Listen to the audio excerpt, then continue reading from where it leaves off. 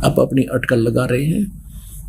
फिर कहते काशी गए कुरान ले धर लड़के का नाम, अक्सर अक्सर मैं फुरा धन कबीर बल जाऊं मैं। सकल कुरान कबीर है हरफ लिखे जो लेख, काशी के काजी कहे ये गई दीन की टेक। बच्चे का नाम रखने के लिए मुसलमान भाई काजी आए। वो क्या करते हैं, कुरान शरीफ को खोलते हैं, खोल के जो पहला अक्षर होता है उसके आधार से वो नाम रखते हैं। कबीर का अर्थ बड़ा भी बताते हैं ये लोग काजी। तो कबीर शब्द था प्रथम, तो उन्होंने तुरंत वो पवित्र कुरान शरीफ बंद कर दी। फिर खोलने लगे, आपस में बतलाने लगे कि कबीर जुलाहे का लड़के का नाम कबीर थोड़ा ही रखना चाहिए, कबीर माने बड़ा। देखो बेशक कहीं जैसे मुसलमान धर्म है, जाति पाति नहीं मानते, लेकिन ऊपर से नहीं मानते, अंदर से जोंकी तो व्यवस्था है। तो उन्होंने सोचा था कबीर नाम किसी अच्छे घराने का रखेंगे तो ज्यादा पैसा मिलता है, इसको रखेंगे, इसने तो 1 टका देना है, 2 मुट्ठी दाने दे देगा। तो उन्होंने सोचा बंद कर और देखते हैं। दूसरा देखने लगे, उसमें भी कबीर, पूरे उस पृष्ठ पे कबीर कबीर दोनों पर, कुरान वाले हर अक्षर नहीं रहे। फिर और पलट कर देखा, सारी को कबीर कबीर कबीर लिखा सारा। परमात्मा बोले काजी कबीर नाम है मेरा, यही रहेगा। उस कुरान को वहीं पटक गए, ये जादू जंत्र जानता है, ये कोई कमबख्त पैदा हो गया, तुम्हारे मनूस पैदा हो गया है, इतना और भड़का दिया उनको, और पता नहीं क्या क्या बकवाद करी, और लंबी कहानी वो यहाँ नहीं सुनाऊंगा। तो बच्चे का नाम कबीर ही रखा गया। यहाँ गरीबदास जी कहते हैं काजी गए कुरान ले धर लड़के का नाम, अक्सर अक्सर मैं फुरा धन कबीर बलि जाऊं। सकल कुरान कबीर हुए हरफ लिखे जो लेख, काशी के काजी कहे या गई दीन की टेक। महाराज जी ने धर्म भ्रष्ट कर दिया, सारी कुरान कबीर कबीर लिखी गई, वहीं पट गए। काजी गए पटक कर कुरान को, दूध न पीवना अनभक है न पलने झोलंत, अदर अमान ध्यान में वो कमल कला फूलंत। ना कुछ खा रहा था ना पी रहा था। तो कहते शिव उतरे शिव पूरी से ये अवगत बदन विनोद। गरीबदास जी बता रहे हैं शिव जी आए शिवलोक से एक साधु रूप ना के, शिव उतरे शिव पूरी से वो अवगत बदन विनोद, मैं के कमल खुशी बहे जब लिया ई सकूं गोद।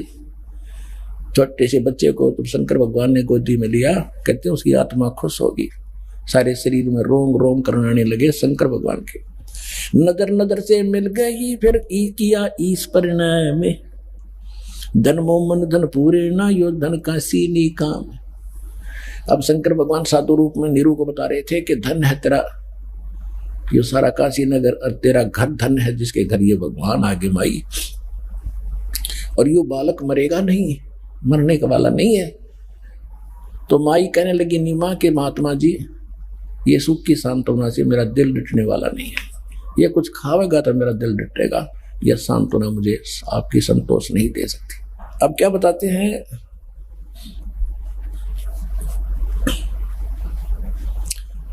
नजर नजर में मिल गई किया ईस परिणाम, धन मोमन धन पूर्णा ये धन का सीनी काम। 7 बार चर्चा करिए बोले बालक बेन, शिव को कर मस्तक धरा ल्या मोमिन एक धेनु। कहते हैं कबीर परमात्मा की छोटे बच्चे की 25 दिन के की, और शिव जी की साधु रूप में 7 बार चर्चा हुई, और माई खड़ी खड़ी देख रही थी, साथ में नीरू खड़ा था। अन ब्यावर को दूहत है कुंवारी को दूहत है, कुंवारी बछिया को दूहा, दूध दिया तत्काल पीवे बालक ब्रह्म गति ता शिव भय दयाल। 6 मास के जब हुए नित नैनावार दे, चरण चरण नित पूरी में याद शिक्षा नित ले। 6 महीने के लीला में शरीर में परमात्मा हुए, तो उसी समय पैदल चल पड़े थे, पांव चलने लगे थे। अब थोड़ी सी कहते हैं अब रामानंद जी के बारे में बताया वो कौन थे, कैसे थे। भगति दरावड़ देश थी, यहाँ नहीं एक रिंच, ऊत भूत की धामना या पाखंड और परपंच। रामानंद आनंद में काशी नगर मंधारे, देश द्राविड़ छोड़कर वो आए पूरी विचार। अब स्वामी रामानंद जी के साथ आगे लिंक होता है इस कथा का, इसलिए गरीबदास जी ने बीच में थोड़ा हिंट दिया है कि स्वामी रामानंद जी ये बहुत बड़े विद्वान ब्राह्मण माने जाते थे, वेदों गीता पुराणों के। और काशी एक हमारे पूरे विश्व के अंदर काशी अध्यात्म का एक केंद्र माना जाता है। तो जब रामानंद जी द्राविड़ देश में दूर रहने वाले थे, उन्होंने जब देखा कि ऐसे पवित्र नगरी में ये नकली ब्राह्मणों ने वहां पर ऊत भूत की पूजा पाखंड प्रपंच का प्रचार कर दिया है, तो वहां जाकर उन्होंने वेद शास्त्रों गीता अनुसार ज्ञान देने की सोची, वहां आकर रहने लगे। लेकिन उनके विचारों से, क्योंकि ये लोग संस्कृत बहुत बोलते थे, एजुकेटेड, बचपन से पढ़ने लगते थे, तो वहां की आसपास के क्षेत्र के लोग बड़े प्रभावित हुए कि रामानंद जी बड़े विद्वान पुरुष है, जिस कारण से ब्राह्मणों के एजुकेटेड बच्चे उनके शिष्य हो गए और 1400 ऋषि शिष्य बना दिए, जो केवल वेद गीता और पुराणों के आधार नाम लेकर के वो प्रचार करते थे। तो लोगों में कुछ वहां भक्ति पनपी, और लेकिन वो पाखंड भी बराबर चल ही रहा था। तो उसी समय क्या बता रहे हैं कि भक्ति द्रावड़ देश थी, यहाँ नहीं एक रिंच, काशी में ऊत भूत की धावना पाखंड और परपंच। रामानंद आनंद में काशी नगर मंझारे, देश द्राविड़ छोड़कर वो आगे पूरी विचार। काशी में आगे ये विचार करके योग युक्त प्राणायाम कर जीता सकल शरीर, त्रिवेणी के घाट में वो अटक रहे बलबीर। बचपन से ही ब्रह्मचारी थे स्वामी रामानंद जी, और योग साधना आदि करके मेडिटेशन करके उसने अपने आप को मान रखा था कि मैंने बहुत बड़ी उपलब्धि कर ली है, अपने शरीर को साध लिया है। योग युक्त प्राणायाम कर जीता सकल शरीर, लेकिन त्रिवेणी के घाट पर वो अटक रहे बलबीर। आगे चल के 3 रास्ते हो जाते हैं, उसको त्रिवेणी बोलते हैं। अभी तक किसी को ज्ञान तो था ही नहीं।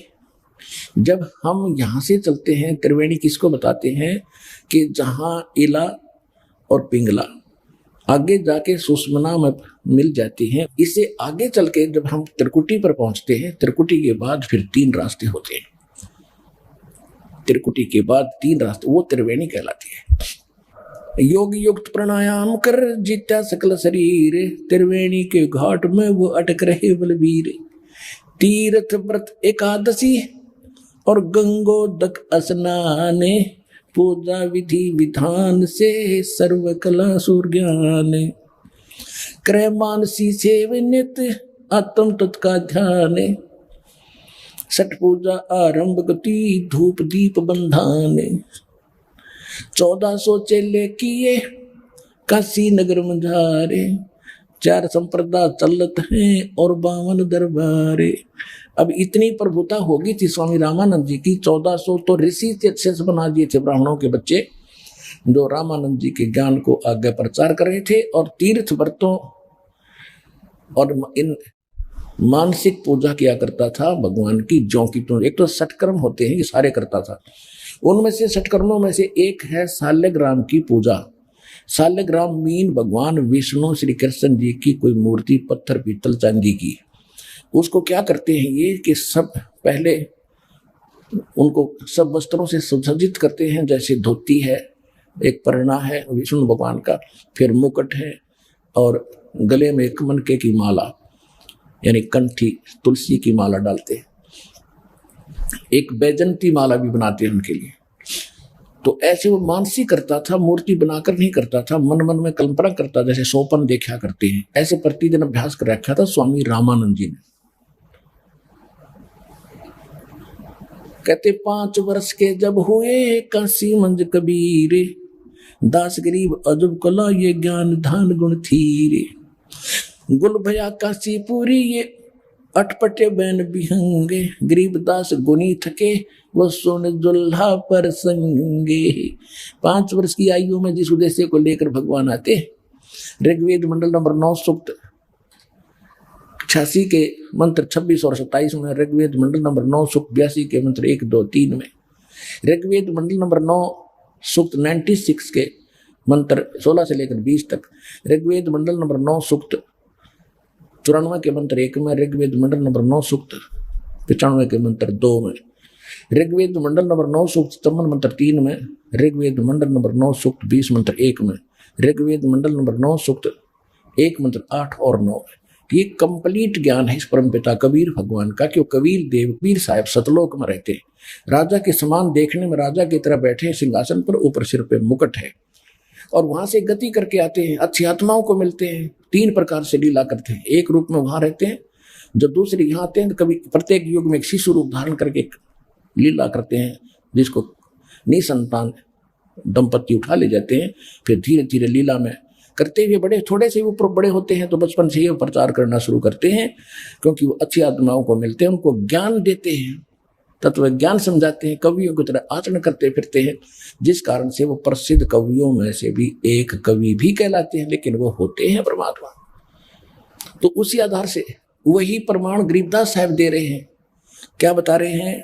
5 वर्ष के जद भये काशी मंज कबीरे, गरीबदास अजब कला ये ज्ञान ध्यान गुण थीरे। 5 वर्ष के जब हुए इतना गजब का ज्ञान बताया करते थे कि बड़े बड़े विद्वानों के छक्के छुड़ा देते थे। जैसे रामानंद के छोटे मोटे 1400 ऋषि कहीं सत्संग कर रहे होते थे तो परमात्मा खड़े होके एक प्रश्न करते थे, क्या कौन ब्रह्मा का पिता है, कौन विष्णु की माँ, शंकर का दादा कौन है, पंडित जी दे बता।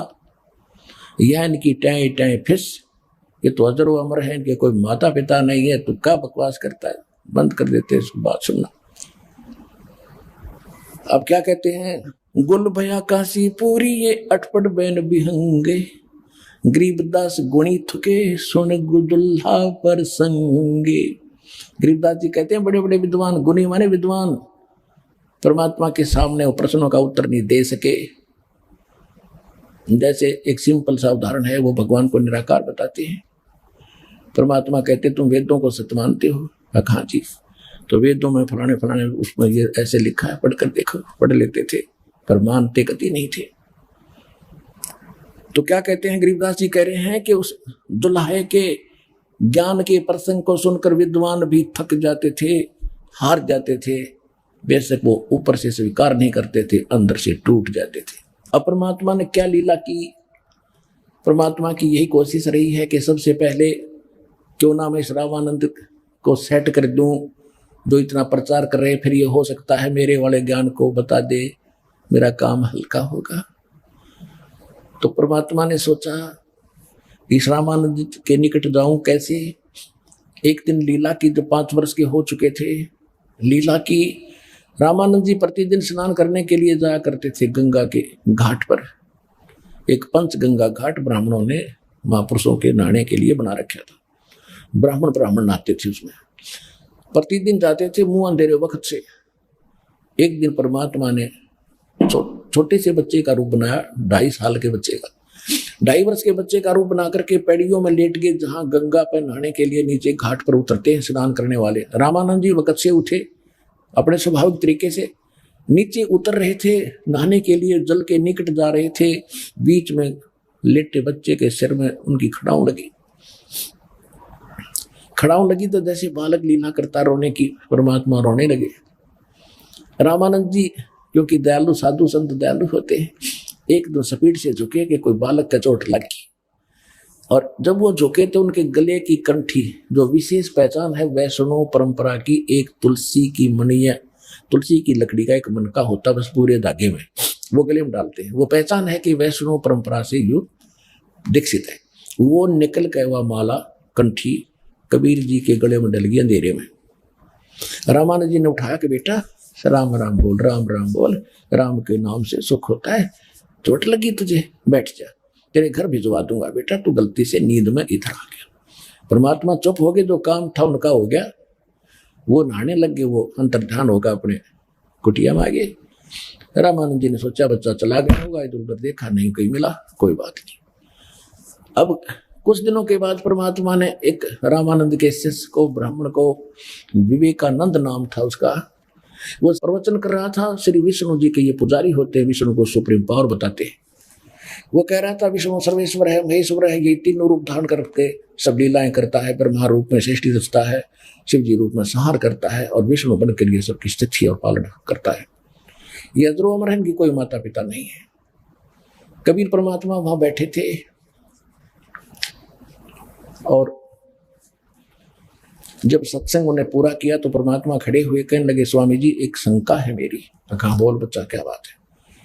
आप कह रहे हो कि सर्वशक्तिमान है, इनकी कोई माता पिता नहीं है। तो मैंने एक ब्राह्मण कथा कर रहे थे, वो देवी पुराण का 3रा स्कंद पढ़ रहे थे, जिसमें विष्णु जी खुद कहते हैं हम तो नाशवान है, हमारा जन्म मृत होता है, हम अविनाशी नहीं है, और दुर्गा हमारी, तू मेरी माता है। ब्रह्मा विष्णु शंकर भगवान स्वीकार करते हैं कि जब ब्रह्मा और विष्णु आपसे उत्पन्न हुए हैं तो माता दुर्गा मैं भी आपका बेटा हुआ। आप कहते तो ऐसा है नहीं। एक शिव पुराण सुना रहा था ब्राह्मण, वह मैंने सुना था रुद्र संहिता के अंदर, ये ब्रह्मा और विष्णु जैसे सदाशिव और काल रूपी ब्रह्म और दुर्गा के संयोग से विष्णु जी की उत्पत्ति हुई। इसी प्रकार ब्रह्मा जी कहते मेरी उत्पत्ति हुई इन दोनों के संयोग से। आप कहते हो उनके जन्म माता पिता नहीं है। अब वो तो साथ रखा करते पुराण, रोटी उन पर खा रहे थे, उठाकर देखा, दोनों देखे, जो कहते उपाय बंद कर दिए। संस्कृत में होते थे। कल के झूठा है, पाखंडी है, तू कौन है, कहां से आ गया, क्या नाम है तेरा, क्या तूने कोई गुरु बना रखा है, तूने तिलक विलक लगा रखा है ये वैष्णव परंपरा का, क्या तूने कोई गुरु धारण किया? कहां जी, कि किसको गुरु बनाया? कि जो तूने बना रखा है वही मैंने बना रखा है। कहने लगा मैंने बना रखा है, तेरी क्या जाती है? अब परमात्मा तो वो कहने लगे जात न पूछो संत की, पूछ लीजियो ज्ञानी, मोल करो तरवार का, ये पड़ी रहन दो म्याने। तो परमात्मा तो बोले नहीं, जो श्रोता ब्राह्मण और श्रोता थे दूसरे, वो कहने लगे ये नीरू का पुत्र है, जुलाहे का, ये धानक है भाई, स्वामी जी धानक है, जुलाहा है ये। तो उसको तो फिर बहाना मिल गया, विषय बदल दिया कि देखो लोगों कितना झूठा है, पाखंडी है, ये जुलाहा है, और कहता है मैंने रामानंद जी को गुरु बना रखा है, मेरे गुरु जी स्वामी रामानंद जी है, और ये तुम्हारे सामने कह रहा है कि मैंने उन्हीं को गुरु बनाया। कल तुम भी आना सारे स्वामी जी के पास, मैं कंप्लेंट करूंगा, प्रार्थना करूंगा, और इसकी साथ आएगी, देखना झूठा। हमारे गुरु जी तो इन शूद्रों को निकट भी नहीं आने देते। ये वैसे वहां उस समय सही था, तो सबको विश्वास हुआ कि झूठा आदमी अनपढ़ है, कबीर जी इसको क्या पता वेदों और गीता में और पुराणों में क्या लिखा है।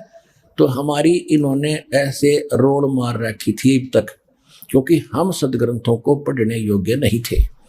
तो इन झूठों की हमारा सारी बात सच्ची दच गई कि कबीर जी झूठ बोल रहे हैं, यो ब्राह्मण झूठा सच्ची कह रहा है। अगले दिन उसने तो एक साइड निकालनी थी, रामानंद जी से कहा कि स्वामी जी हमारी तो नाक काट दी, हम कैसे प्रचार करेंगे, एक शूद्र का लड़का जुलाहे का, और आपको अपना गुरु बताता है। हे महाराज हम तो मर गए, कभी बाहर नहीं निकल सकते। परमात्मा को वहां लाया गया, जबरदस्ती पकड़ के उनके माता पिता ने कोशिश की रोकने की, उन दोनों को पीट के अधमरा करके छुड़ाई। कसाई राक्षस ब्राह्मण, पुण्यात्मा, ब्राह्मण कोई जाति नहीं है, जो कर्म ब्राह्मण का करते हैं, चाहे कोई भी कर रहा हो, और जो उनको ज्ञान नहीं और झूठी बकवाद करते हैं। तो देवी पुराण के अंदर 6ठे स्कंद में 414 पृष्ठ पर लिखा है, खुद व्यास जी कह रहे हैं कि कलयुग के ब्राह्मण सतयुग त्रेता द्वापर के समय में जो राक्षस माने जाते थे, कलयुग के ब्राह्मण उन राक्षसों के तुल्य है वर्तमान। इसमें कोई शक नहीं, ये प्रमाणित कर देंगे दास भी आपको, कबीर साहब के साथ कैसे जुल्म किए नालायकों ने, सत्य को माना नहीं, केवल अपने स्वार्थवश अपनी रोजी रोटी के लिए। एक प्रत्यक्ष प्रमाण है कि ज्ञानेश्वर नाम के महाराष्ट्र में एक ब्राह्मण थे, और उनको प्रेरणा होगी भगवान की भक्ति के लिए, वो घर छोड़कर चले गए जंगल में। अब वहां 5-4 वर्ष रहे, फिर भी वो उन्होंने सोचा भी घर पे रहकर ही बात बनेगी, तो वापस आ गए। और उनके जो यजमान थे, रोजी रोटी का साधन थे, वो अन्य ब्राह्मणों ने बांट दिए। उसके 20, 30, 50 जो घर थे ब्राह्मण यजमान थे ज्ञानेश्वर जी के, वो उन नकली ब्राह्मणों ने डिवाइड कर लिए थे। जब वो दोबारा आ गए तो उनको चिंता हुई कि आते फिर यजमान मांगेगा और तुम्हारी रोजी रोटी बांटेगा। हालांकि उसी की ले रखी थी, उसके साथ ऐसा जुल्म कहर तोल दिया कि अब ये ब्राह्मण नहीं रहा, अब ये यजमानी नहीं कर सकेगा, ये सन्यासी बन चुका है। उसको विवश कर दिया मरने के लिए, उसने जिंदे ने समाधि लेनी पड़ी। इतना कसाई कर्म कर देते ये लोग। कबीर परमेश्वर जी के मुंह बोले माता पिता नीरू और नीमा को मार कूट के वो रोके थे, ना ले जाओ हमारे बच्चे को, क्या गलती कर दी, हम समझा देंगे। उन मस्टंडे लेकर गया था विवेकानंद, 5-8-10 डंडे वाले, उन्हें कूट कूट कर दुमरे करके छोड़े, उनको परमात्मा को ले आए। रामानंद जी के सामने जब खड़ा किया कि स्वामी जी ये आ गया वो दुल्हे का बेटा जो हमें बदनाम करता है, तो रामानंद जी भी अपना नंबर बनाने के लिए कि झूठा है, अपनी कुटिया के सामने पर्दा लगा लिया और कुटिया के अंदर से प्रसन्न कर रहे हैं परमात्मा को। 5 वर्ष के बालक को बाहर खड़ा कर रखा है। रामानंद जी पर्दे के अंदर से प्रसन्न कर रहे हैं, परमात्मा उत्तर दे रहे हैं। आडा पर्दा लाए कर ये रामानंद भोजनते, गरीबदास कुरंग छवि उधर ढाक कूदनते। के अंदर रामानंद जी ड्रामा कर रहा, इतना अपने आप को यानी क्रोधित महसूस कर रहा था, धरती पर पैर पिटे और अंदर से गुस्से में आवाज होकर बोल रहा है, कौन जात कुल पंथ है, कौन तुम्हारा नाम है, दास गरीब आधीन गति फिर बोलत है बलि जाऊंगे। गरीबदास जी इस वाणी को पुण्यात्मा जब तुम पढ़ा करोगे, जब आपकी ऐ मिट जाएगी, उसके बाद देखना इस वाणी को पढ़ते समय आंखों से आंसू बहा करेंगे और ये परमात्मा के प्रति आपकी आस्था का प्रतीक होगा। कहते हैं जैसे सूरज के आगे बदरा ऐसे कर्म छयारे, प्रेम की पवन करे चुत मंजुन झलके तेज नयारे। आत्मा और परमात्मा के बीच में पापों का बादल जैसी छाया अड़गी, जब तक ये अड़ी हुई है बादल कर्मों का, आपके अंदर प्रेम जागृत नहीं होता। और फिर इस ज्ञान से फिर भगवान में आपका प्रेम जागेगा, आंसू की धार बहने लग जाएंगी। तो उसके बाद ये पापों की समझो वो बादल छट गए, खत्म हो गए। जैसे सूरज के आगे बदरा ऐसे कर्म छयारे, प्रेम की पवन करे चित मंजन फिर झलके तेज नयारे। अब जैसे गरीबदास जी कह रहे हैं, रामानंद जी पूछ रहे हैं, कौन जात कुल पंथे है, कौन तुम्हारा नाम है। रामानंद जी पूछ रहे और गरीबदास जी क्या बता रहे हैं, दास गरीब आधीन गति फिर बोलत है बलि जाऊं में। के सारी सृष्टि के मालिक सर्वशक्तिमान 5 वर्ष के बालक के रूप में एक सच्चे सस की भूमिका करते हुए विनम्र भाव से अधीन होकर प्रश्न का इंतजार कर रहे हैं। बोलो गुरुदेव क्या कहना चाहते हो। तो परमात्मा ने क्या बताया, कभी अधीन से, अभिमान से नहीं, क्योंकि सच्चाई को किसी तरह बता दो सच्चाई रहेगी। जाति हमारी जगत गुरु और परमेश्वर है पंथ, दास गरीब लिखत पड़े मेरा नाम निरंजन कंत।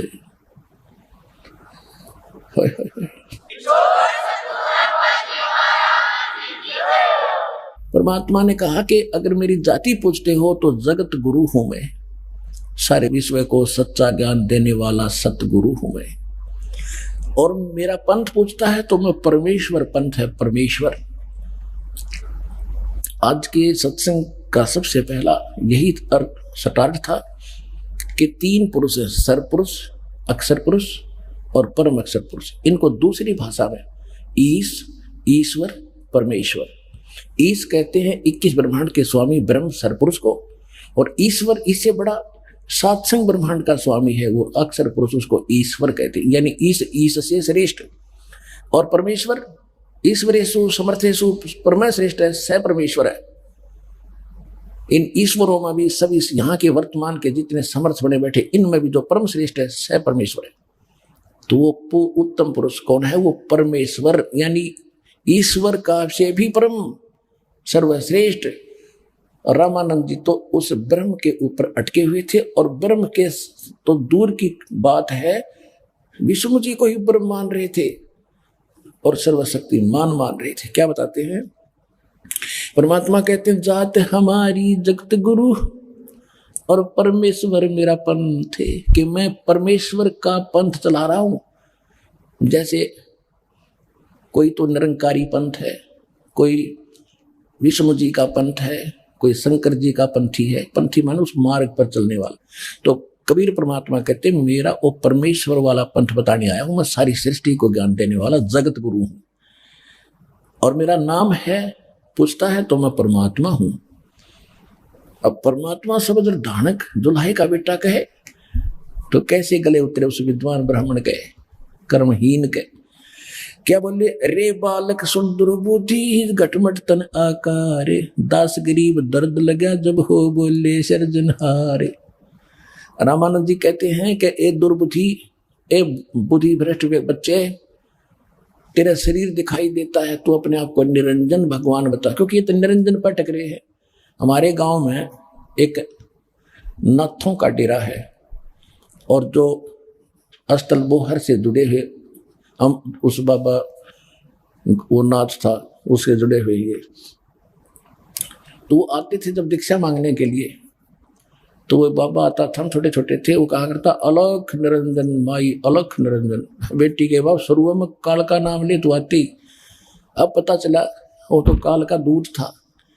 तो ये अलख निरंजन को उत्तम मान रहे हैं, तो परमात्मा कह रहे हैं कि मेरा वो निरंजन नाम है, थारे भगवान आला समझ लो। वैसे वास्तव में निरंजन परमात्मा कबीर जी ही हैं, ये नकली निरंजन है, ये झूठे हैं। कहते हैं निरंजन है अंजन के माही, अंजन माने माया, निरंजन माने माया रहित। ये देखो ये सब झूठे अपने आप को भगवान बताते रहे, भगवान है ही नहीं, ऐसे ये निरंजन बने बैठे हैं, और इन्होंने इसी निरंजन ज्योत निरंजन काल को मालिक मान रखा है। तो इसलिए भगवान कहते हैं कि मेरा जो निरंजन नाम समझ ले।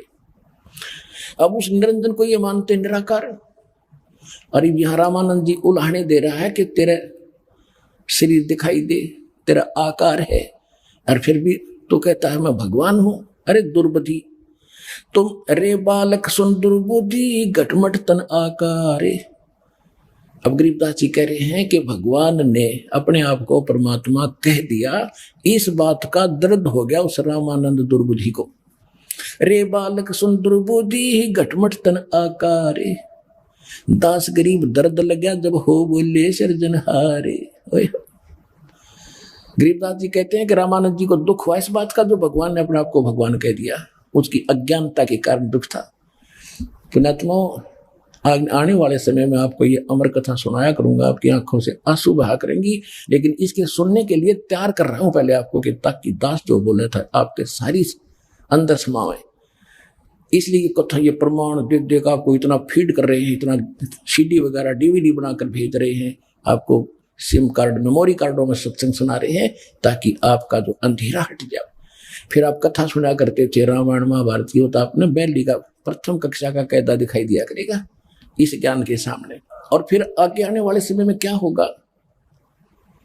आने वाले समय में क्या होगा कि माया की दौड़ धूप खत्म होगी, सब ये व्यर्थ के खर्चे बंद करवा दिए, बीड़ी शराब मांस तमाकू 50% बरी हो गया, फ्री हो गए।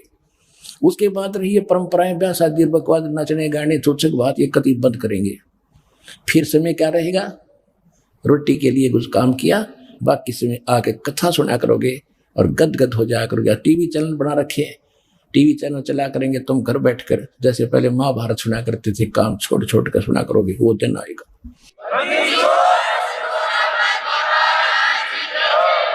अब रामानंद जी दुखी हो, गाली दे रहे हैं अपने मालिक को बिना पहचाने। तुम मोमन के पालवा तेरा जुल्हे के घर बासे, दास करीब अज्ञान गति एकता दृढ़ विश्वास।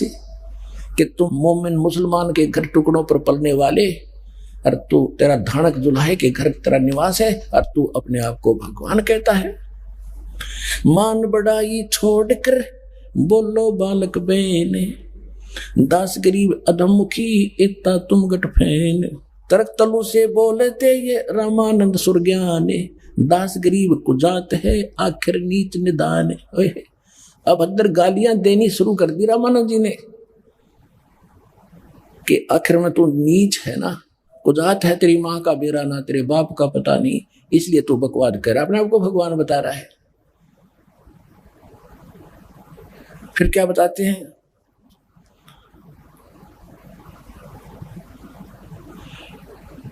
रे बालक नीची कला तुम हो बोले ऊंचे, दास गरीब पलक घड़ी खबर नहीं दम कूचे।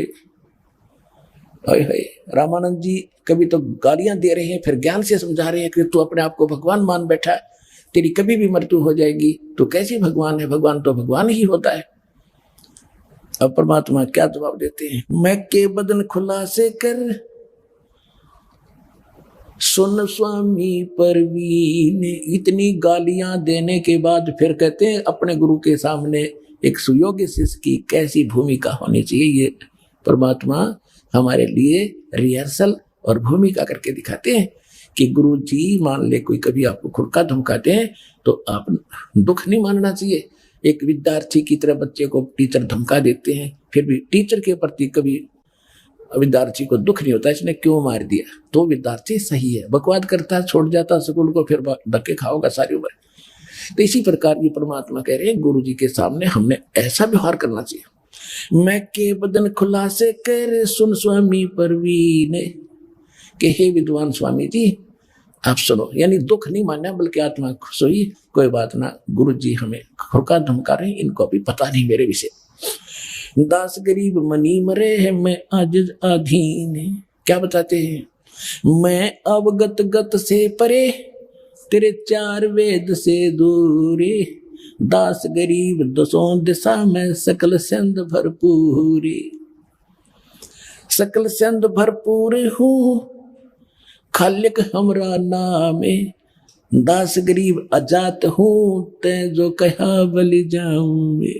के हे स्वामी जी मैं, मेरा कोई जाति नहीं है, अजात हूं मैं, और आपने मुझे नीच दुर्बुद्धि दुष्ट संज्ञा से जो पुकारा तो मैं आपका बलिहारी जाता हूं आपके ऊपर। लेकिन मैं कौन हूं, ए स्वामी जात पात मेरे नहीं, जात पात मेरे नहीं, मारी बस्ती है बिन थाम, दास गरीब अनीन गति तन मेरा बिन चाम। मेरा शरीर आप जैसा नहीं है, देखो हाथ लगा के, हाथ कैसे लगाओ तो फिर ब्राह्मण बन रहा, वो तो ना समझ मारी थी अभी। ए स्वामी सृष्टा में और सृष्टि हमारे तीर, दास गरीब अधर बसों में अवगत सत्य कबीर।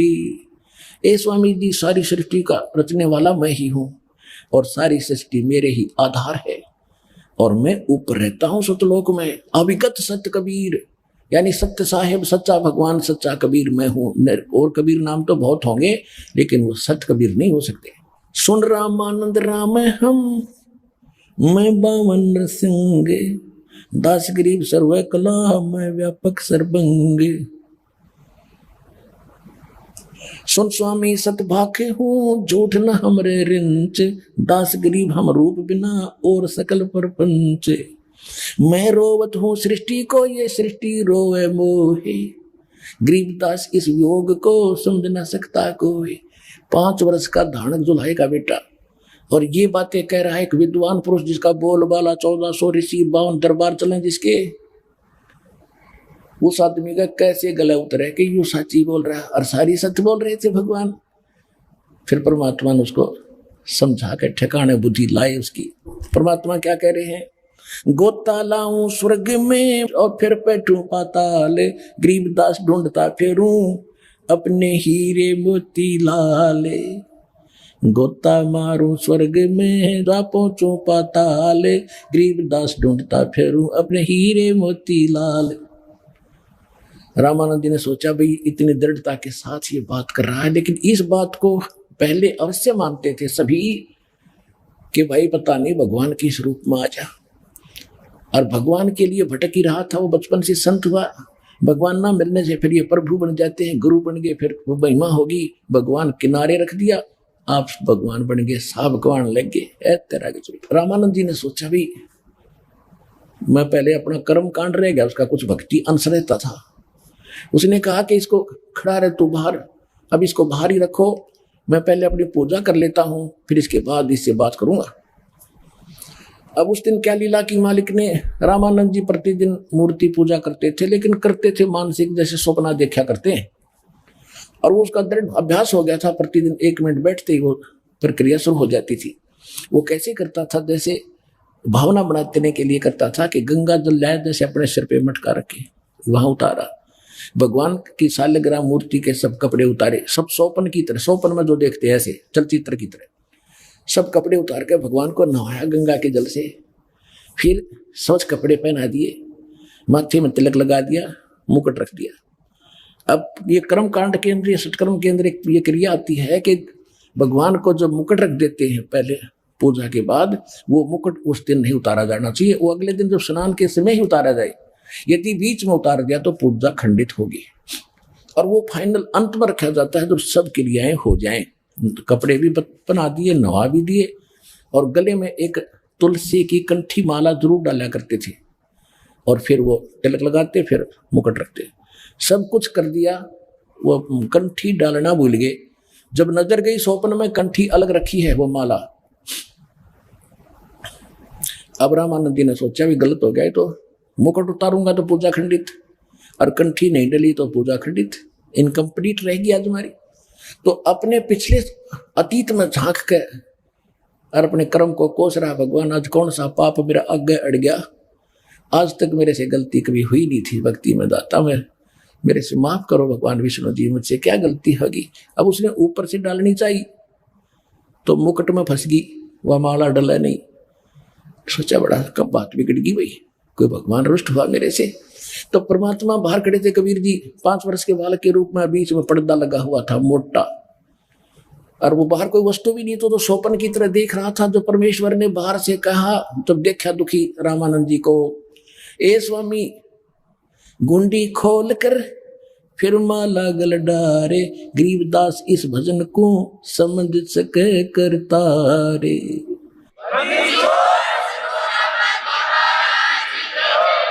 अब परमात्मा ने कहा कि ए स्वामी जी दुखी ना हो, इस माला की गांठ खोल लो, या गांठ खोल के और फिर गले में डाल दो, आपकी पूजा खंडित नहीं होगी। ओए होए होए, रामानंद जी ने देखा ना कोई मूर्ति बाहर बना रखी, मैं तो स्वप्न सा देख रहा था, मन से कल्पना कर रहा था, और इस 5 वर्ष के बालक ने मेरे मन की बात बता दी। कहते डोडी पर्दा दूर भगा, वो पर्दा लगा रखा था, दूर फेंक दिया, एकदम बाहर आया। पुण्यात्माओं, इसको कहते पंडित। ब्राह्मण सोए तो ब्रह्म पछाणे, पंडित यानी ब्राह्मण वही होता है भगवान के लिए भटक रहा है, और सामने भगवान आ गया, उसे फिर समाज को देखकर लोक लाज में भगवान से दूर रहता है, वो भक्त नहीं है। तो रामानंद जी के सामने एक समय एक तो तरफ भगवान खड़ा, दूसरी तरफ उनकी महिमा खड़ी थी कि वो छूते भी नहीं अछूत को, और सारा समाज क्या धिक्कारेगा, सब भाग जाएंगे, चले चले भाग जाएंगे। लेकिन इसको ब्राह्मण कहते हैं। उसने लोक लाज और भाड़ में जाओ यो संसार, भगवान के लिए भटक रहा है, सामने खड़ा। कहते डोडी पर्दा दूर कर लीन्या कंठ मिलाए, छाती के गले कर चिपका लिया, गरीबदास गुजरी बहुत जब बदने बदने मिलाए। कहते हैं उसको स्वामी परमात्मा को, जब कबीर जी को जुल्हाए को सीने से मिलाया लगाया, तो अंदर तो दुखी तो बतेरा था, समाज के कहेगा, पर नहीं डटा गया, भगवान चाहिए मुझे। डोडी पर्दा दूर कर फिर लीना कंठ मिलाए लगाए, गरीबदास गुजरी बहुत जब बदने बदन मिलाए। मन की, अब रामानंद जी कहते हैं, मन की पूजा तुम लखी ये मुकुट माल परवेश, गरीबदास गति कौन लखे तेरा कौन वरण को बेखे। ये तो दीक्षा तुम दी ये मान ली मन मोरे, गरीबदास कोमल पुरुष और हमरा बदन कठोरे। जो पहले परमात्मा करे थे कि मेरा शरीर आप जैसा नहीं है, जब तो ना यकीन हुआ था। अब कहते फिर क्या कहते, मन की पूजा तुम लखी, कि मेरे मन की जो पूजा मानसिक में कर रहा था, हे भगवान आपने जान ली और आप तो परमात्मा हो। मन की पूजा तुम लिखी ये मुकुट माल परवेश, गरीबदास गति को लखे तेरा कौन वर्ण को वेख। कह लगे रामानंद जी, है परमात्मा आपने कैसे पहचाने हम तो तुच्छ बुद्धि के जीव, आप सारी सृष्टि के मालिक रीति अंतर्यामी हो आप। और एक जुल्हाए के घर में और 5 वर्ष के बालक के रूप में आप खड़े हो, आपको हम तुच्छ बुद्धि जीव कैसे पहचान सकते हैं? You are God.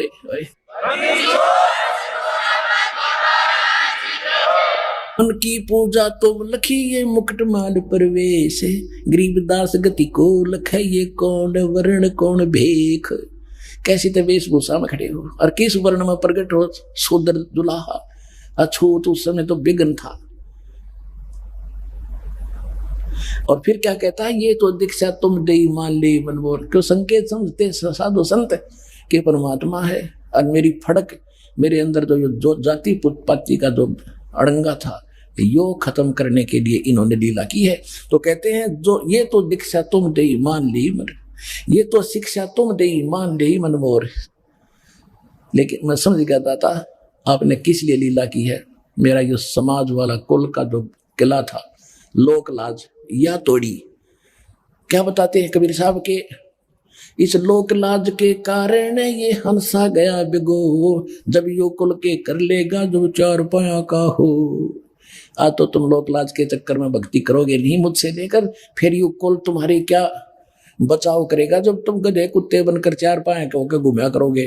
ये कुल के लोग लठे मारा करेंगे तुम्हारे। तो स्वामी रामानंद जी कह रहे हैं ये तो शिक्षा तुम दे मान ली मनोहर, गरीबदास कोमल पुरुष और हमारा बदन कठोरे। कि दो तुम आप मुझे समझाना चाहते हो, मेरे समझ में आएगी कि मैं गलत आदमी हूं, मैं भेदभाव और जाति वर्ण में भगवान से दूर होने जाता।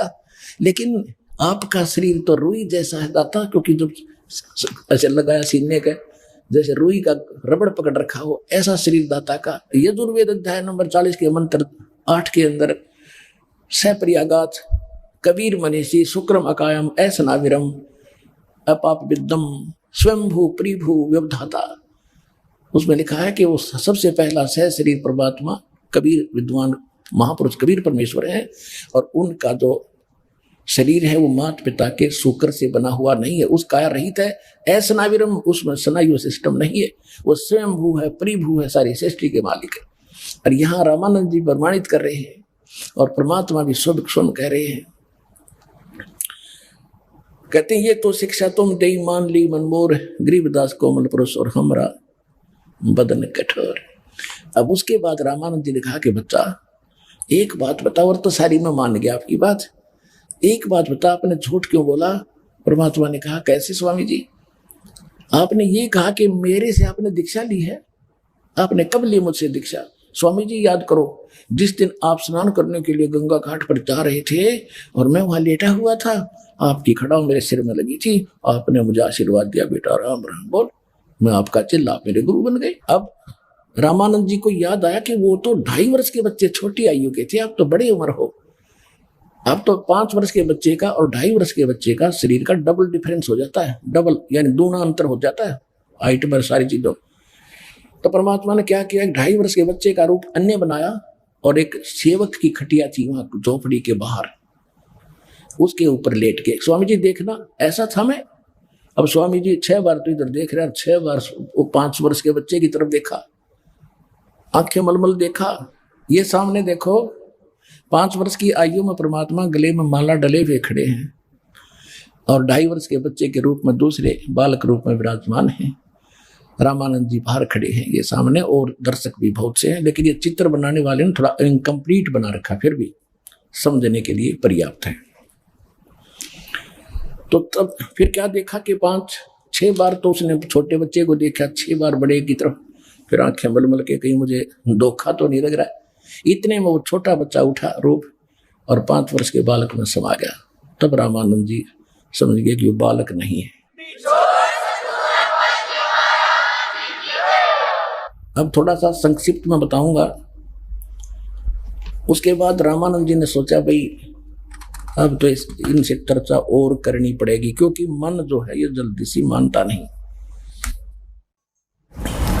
अब रामानंद जी ने कहा कि बच्चा कि वो चेले चले तो बिदक के सब भागे। अकरामानंद जी भी से के चक्कर में आ गया। अब रह गए दोनों जने, गुरु और चेला, भगवान शिष्य रूप में और स्वामी जी गुरु रूप में। अब क्या हुआ, स्वामी जी ने कहा रामानंद जी ने कि मैं बचपन से अभ्यास करता हूँ और मैं अंदर बहुत दूर तक समाधिस्थ होकर देख लेता हूँ। परमात्मा ने कहा स्वामी जी आप समाधिस्थ होकर देखो कहाँ तक पहुँचते हो। अब स्वामी जी के पहुँचे, कहते योग युक्त प्राणायाम कर जीत्या सकल शरीर, त्रिवेणी के घाट में ये अटक रहे बलवीर। त्रिकुटी तक तो आम प्लेटफार्म है, वहाँ तक तो साधक ठीक साधना करते पहुँच ही जाते हैं। त्रिकुटी पर तो वैसे भी जाना होता है क्योंकि वहाँ से फिर अलग से रास्ते होते। एक तरफ तो इस काल की व्यवस्था है जहाँ ये सारे सेक्रेटरीट हैं इसके, जैसे धर्मराज का ऑफिस है, सबसे पहले वहाँ अकाउंट लिया जाता है, उसके बाद वहाँ से फिर अलग अलग जहाँ जाते हैं उनको भेज दिया जाता है। वो तो एक लेफ्ट साइड का रास्ता है। राइट साइड में एक अलग व्यवस्था है, जो ऋषि होते हैं उनको अलग से स्थान दे देते हैं, वहाँ अपने कर्म फोड़ते रहते हैं। 88,000 खेड़े बना रखे हैं अलग अलग गाँव से, वहाँ के सरपंच बना दें इनको, ये वहाँ मौज मारते हैं फिर वापस आ जाते हैं। और बीच में है ब्रह्मरंध्र, तीसरा ब्रह्मरंध्र। ब्रह्मरंध्र के घाट को खोलत है कोई एक, द्वारे से फिर जाते हूँ ऐसे बहुत अनेक। अब परमात्मा वहां गए, रामानंद जी जब पहुंचे वहां त्रिकुटी पर परमेश्वर खड़े थे उसी रूप में जो नीचे बालक रूप में थे, और कहा स्वामी जी अब कहाँ जाओगे? अब पता नहीं, इससे आगे मुझे नहीं मालूम कहाँ जाना है। त्रिकुटी के उरले किनारे पर वहाँ तीन त्रिकोण है, नीचे से जाते ही वहां खड़े हो जाते, आगे नहीं जाने देते इनको, बस वहीं तक देख लो और वापस जाओ। तो परमात्मा ने कहा कि अब ये आगे 3 रास्ते हो गए, अब कहाँ जाओगे? पता नहीं कहाँ जाना है। परमात्मा बोले मैं बताता हूँ, जब आपकी मृत्यु होगी उसके बाद आपने लेफ्ट साइड में जाना है। सबसे पहले यहाँ के न्यायाधीश का ऑफिस है, वहाँ तुम्हारा अकाउंट होगा। जैसे कर्म जिस भी इष्ट की तुमने साधना की है यहाँ से फिर आपकी पर्ची बनेगी, वहाँ छोड़ दिया जाओगे। नरक की बनेगी नरक में, स्वर्ग की बनेगी स्वर्ग में, और जिस इष्ट के धाम में जाने की बनेगी उस इष्ट धाम में। आप जाओगे विष्णु जी के लोक में। विष्णु जी के लोक के बाद अपने कर्म बिगाड़ के खत्म करके फिर जाओगे वापस पृथ्वी लोक में। हो सकता मनुष्य जीवन मिला या ना मिला आपको। और सामने वाला जो है ये ब्रह्मरंध्र है, इसे आगे चलकर हमारे सतलोक और उसमें जाया जाता है ब्रह्मलोक में, और ऊपर सतलोक में। ये तुम्हारे बस का नहीं इसको खोलना। तो परमात्मा ने कहा कि आप अपने मंत्र जाप करके देखो, सामने वाले गेट को खोलो, उसकी कोई नहीं चली। सारे मंत्र जाप के लिए जितने नीचे करता था, ओम नमः शिवाय, ओम नमः भगवते वासुदेवाय, ब्रह्म गायत्री मंत्र दो, भूर्भुवः ओम भूर्भुवः स्वः, सारे लटर कर लिया, ओम ओम भी जाप लिया, एक ही ओम जाप करते थे, उससे भी कोई लाभ नहीं हुआ। तो परमात्मा ने कहा कि मेरे पास वो सतनाम रूपी ऐसा शक्तिशाली मंत्र है 2 अक्षर का, अब मैं जाप करके दिखाता हूँ आपको। लीला की दाता ने सिमरण किया, वो एकदम ऐसे कपाट खुल गए जैसे बिजली से खुलते, और कहा चल मेरे साथ। ऊपर लेके गए परमात्मा उस प्यारी आत्मा को, सब ऊपर के लोक दिखाए, सतलोक लेकर गए। वहां जाकर जब देखा कि हो ये तो खुद मालिक है। लंबी कथा है, समय थोड़ा है। फिर उनको वापस छोड़ दिया समाधिस्थ अवस्था में कि जाओ वापस आए। तो एकदम जैसे आदमी सोकर उठता है समाधि से, ऐसे उठा और सामने फिर बैठे वही बालक। वहां देखा था असंग ब्रह्मांड के स्वामी के रूप में वही बालक बैठा, क्योंकि पहले दूसरे रूप में थे जो मैं शरीर में बड़े, और फिर परमात्मा कबीर जी के रूप उसी अपने शिशु बच्चे रूप में 5 वर्ष के बच्चे के रूप में उस तख्त यानी सिंहासन पर विराजमान हो गए थे सतलोक में। उनके ऊपर चमर अपने आप हो रहा था। एक रोम में करोड़ सूर्य मिला दे, करोड़ चंद्रमा, इतना प्रकाश था भगवान का। जब वापस आए स्वामी रामानंद जी, समाधि टूटी, सामने परमात्मा कबीर जी वही रूप में बैठे दिखे, चरणों में गिर गए। वो 104 साल के वृद्ध उस 5 वर्ष के बालक के चरणों में क्या बोले? तहाँ वहां चित चक्रित भया, भाई देखा फजल दरबारे, गरीबदास सजदा किए हम पाए दीदार।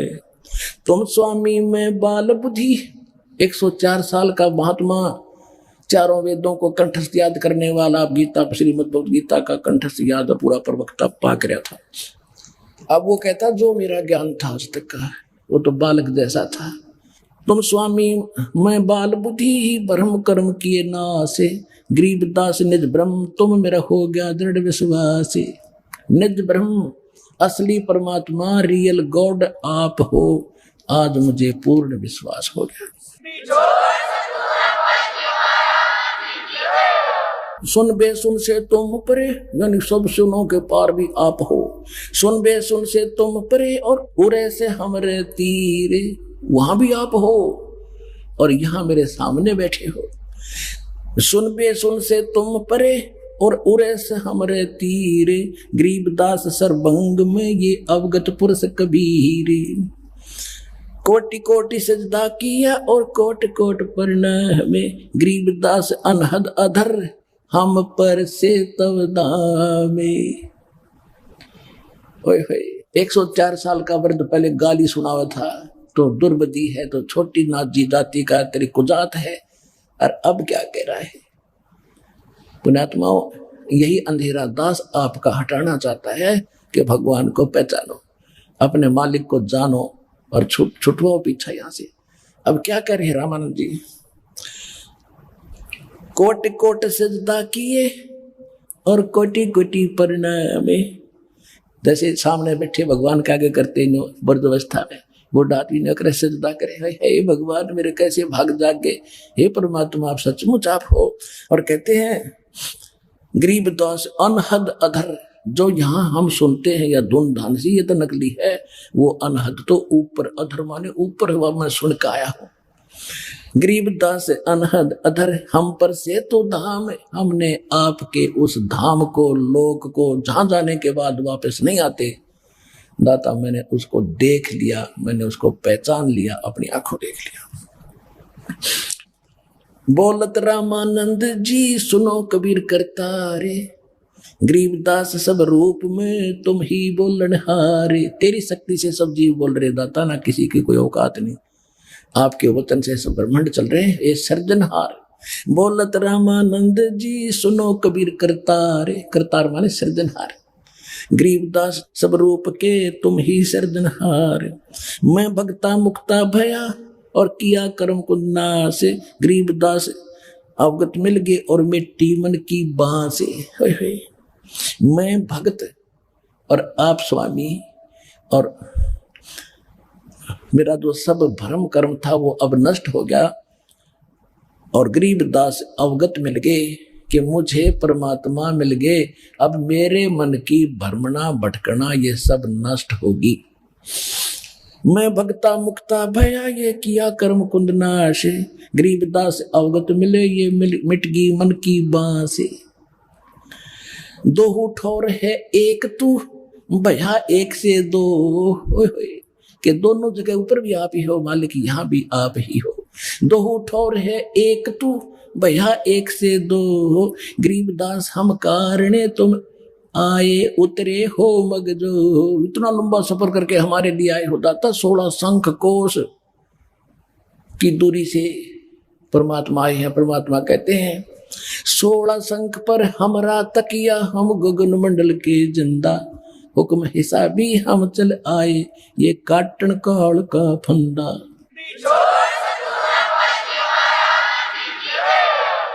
तो इस प्रकार रामानंद जी चरणों में गिर गए। परमात्मा ने कहा कि आप मेरे गुरु बने रहो, आप मेरे गुरु बने रहो, क्योंकि एक मर्यादा निभानी है।